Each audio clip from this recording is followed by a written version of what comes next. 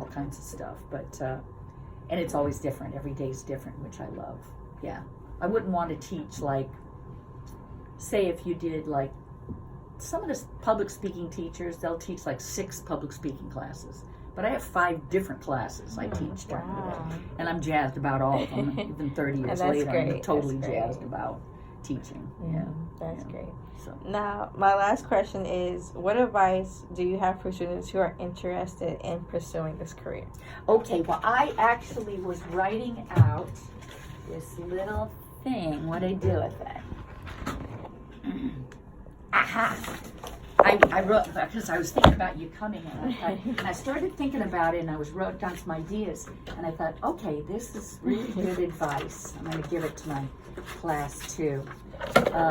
So this is great advice. You know, I didn't make these all up. I mean, this is just what you need. Okay. You get great at auditioning, and you got to be great at ice cold reads, because like if you're auditioning for films here, you're going to get the script like go. Right? That's it. Ice cold. Or if you're in even if you read the play and you've prepared for the character of Emma, and then they say, no, read Patty. You go, oh, okay. You gotta be you gotta be ready. Yeah. Follow directions for audition notices. So some people are ding-dongs and they go, oh, I didn't prepare anything. Or if it says a 1-minute monologue, they mean a 1-minute monologue, not a 3-minute monologue. Correct. Or something out of your age range or something. Or if they say Irish accent, it's got to be, simply follow directions. Build up your resume. So I help people with that, of doing shows. There's some people that get an AA. You don't really get an AA in theater anymore, but they graduate from here and they've taken acting 1, intro, and script analysis, and they've never been in a show. Yeah. Never. It's like, are you nuts? And there's people at UCF, when I was teaching there, you can get a BFA in acting and never be in a show. Oh, wow. You do all of the classes, but you never get the experience. You don't get cast. There's too many people, you don't get cast. You're not in a 1-act, you're not in anything. So there's so many opportunities. You got to get experience, you got to show you're directable. Your resume isn't just like what shows you, what kind of characters you're in. You turn over the headshot and it shows, oh, she's talented. Yeah. All these people thought she was talented enough. And there's no dollar signs on the resume. So it doesn't say you were paid or not. It just shows your experience. You've got to gain the reputation of integrity and dependability and be great to work with, because your word, if you don't keep your nose clean, you're going to get caught, Right. Be professional. And that means wherever you go. So, one of the things that's in here is, where did it say? Watch what you put on social media. You might have heard that. Like, say you put naked pictures of yourself.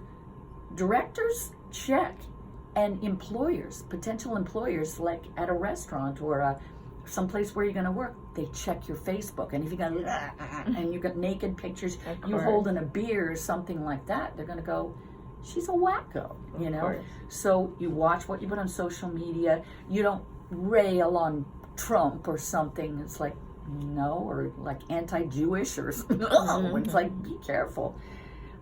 Be professional, but wherever you go, you never know who you'll meet. Like, so I never go to the grocery store dressed like a schlep, or 7-Eleven or something like that, or just like no makeup or something, because I can't tell you how many times something has appeared.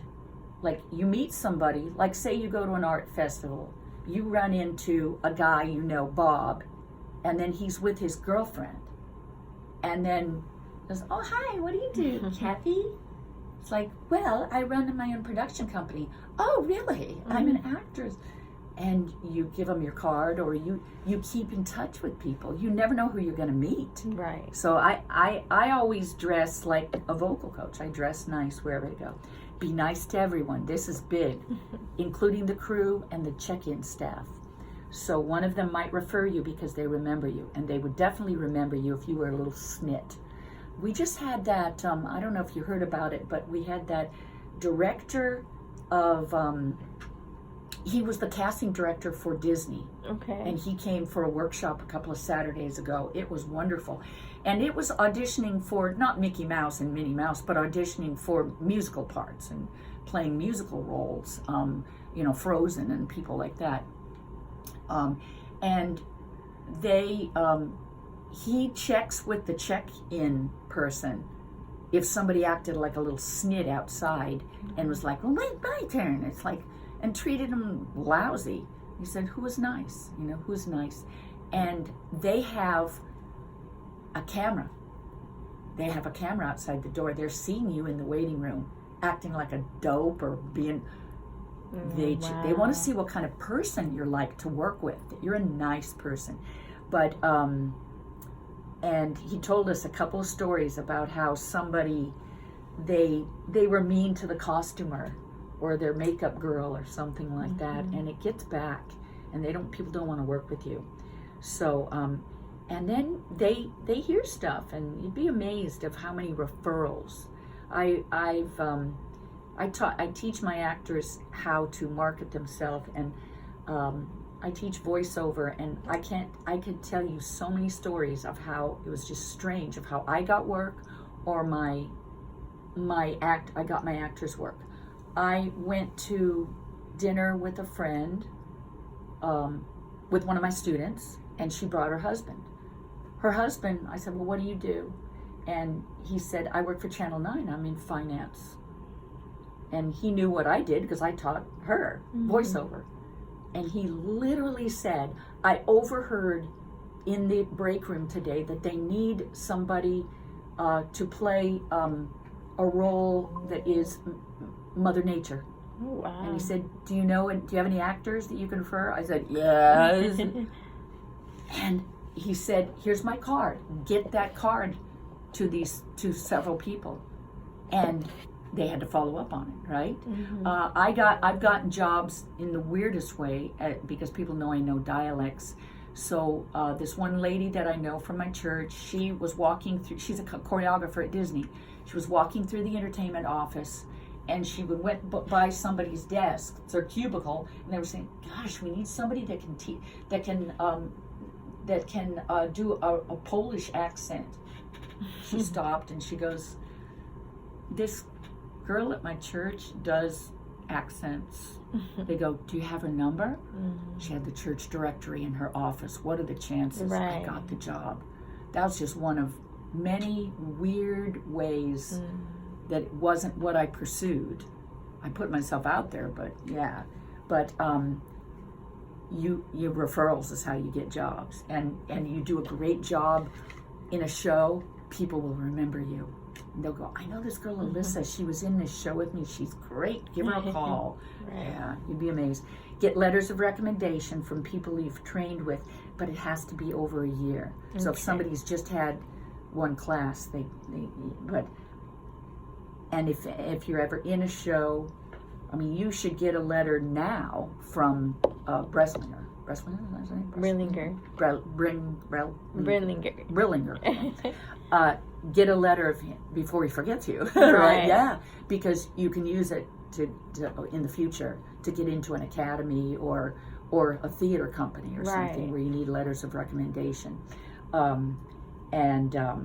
You know, if I got to know you from mentoring or in classes, I'd write you a good one. Then you follow up on leads, which actors are lazy. Get referrals. Keep in touch with all the contacts you've worked with. Don't let it slip through your finger so they remember you for upcoming projects. That's the way it is. And actors are lazy.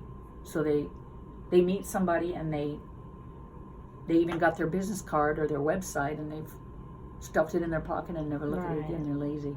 You'll often hear about jobs by chance encounters and referrals. If you interviewed 10 people, like you ask anybody in our department, you'd be amazed of how things happened by chance and referrals. So go to all kinds of events and talk to everyone. You never know who you'll meet. So that's my advice for actors. All right. Thank you for letting me interview you. It was nice to meet you. It was nice to meet you too. Okay, good. Yeah. All right, wonderful. Well, I hope to see you in one of my classes. You too.